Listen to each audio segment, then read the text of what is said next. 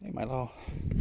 Alright, so some of you guys are asking for a walk around video of this thing, so I guess I'll do one since I have a lot of free time today. So starting out with this front bumper, give you guys some close up here. So it's a 9,500 pound xbull winch, a lot of 2x2 tubing. That little brush guard there's this part here and this here. These are just exhaust tube. They're meant to push like little bushes and stuff out of the way. They're not meant to ward off any sort of impact. Underneath here we've got the flatout suspension, the homemade steel skid plate there, the mounting. We've got these little lights. They're all right. Everything's capped and taped on the front of this. It's like a light filtering tape, high heat resistance, and it blocks out a lot of the glare to your eyes. It doesn't really show it well on video. The hood mounted pod lights. I'm gonna put some hood pins in this because I hit my rad support and pushed everything up, so now it doesn't quite, the hood rattles around when you're on the highway. I had drift clips on it there for a bit because the bumper kept getting knocked loose, but I managed to find a way to screw it on, so those are kind of redundant now. Some random aftermarket wheels I found and painted a similar color to the Method wheels because I like that color. And then you know, the Toyo open country tires, of course. CB antenna mount. Let's go inside. Sorry for the mess. There's a lot of switches and stuff here.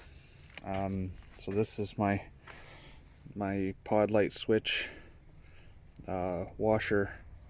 All four of these are for my DCCDPRO diff controller and switching back to the stock TCM.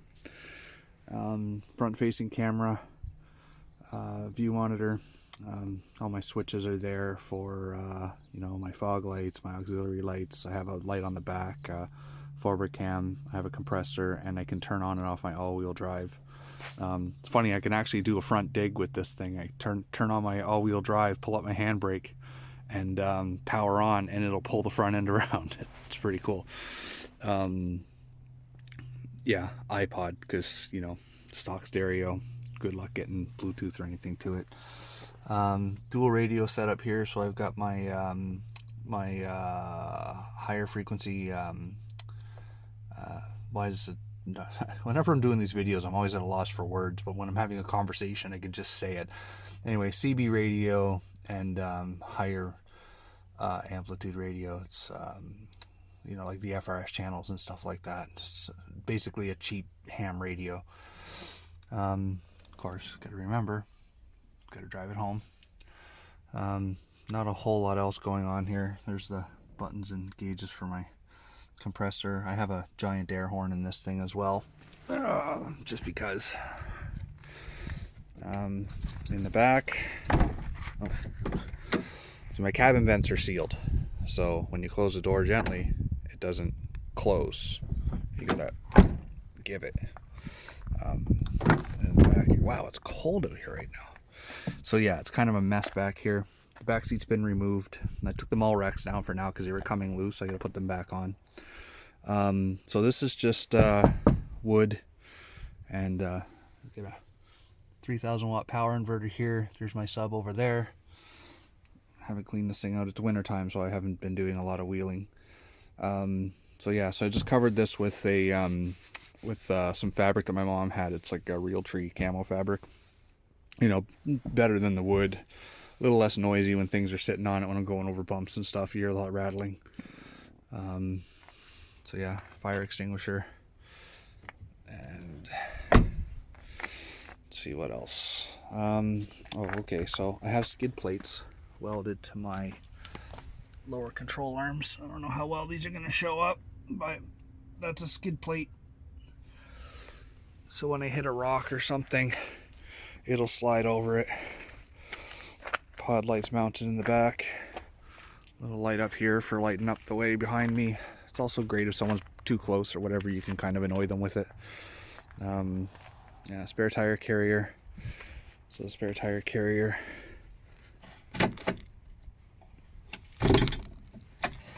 It swings away like that.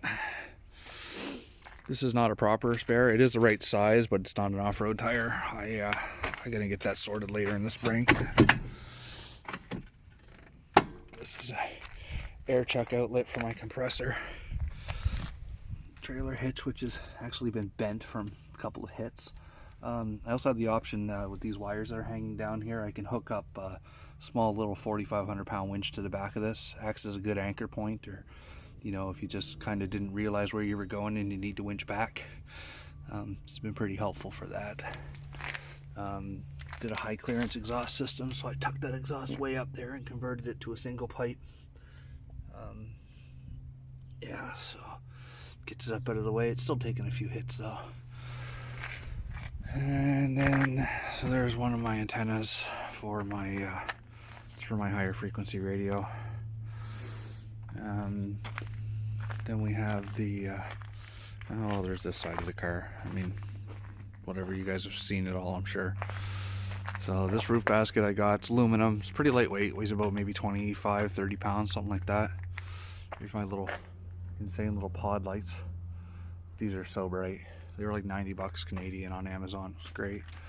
My homemade snorkel setup. It's disconnected at the moment.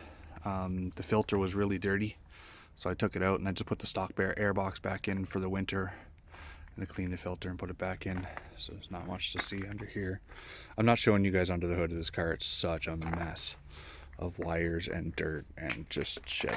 So, but anyway, yeah. So I'm running a rear locker. Oh yeah, so these are my rock sliders. They're welded in 4 places on top and 5 places underneath. It's angle iron, 2x3 angle iron, cut to kick out a little bit with a 1/8 wall 2-inch steel tube. I haven't managed to bend it or break it yet, so you know, it's pretty tough. So just the plastic that used to be there just got destroyed. So anyway, so she's a little wintry around here. But anyway, that's it. So for you who asked, that's the walk around. If you have any questions, I guess just make a comment.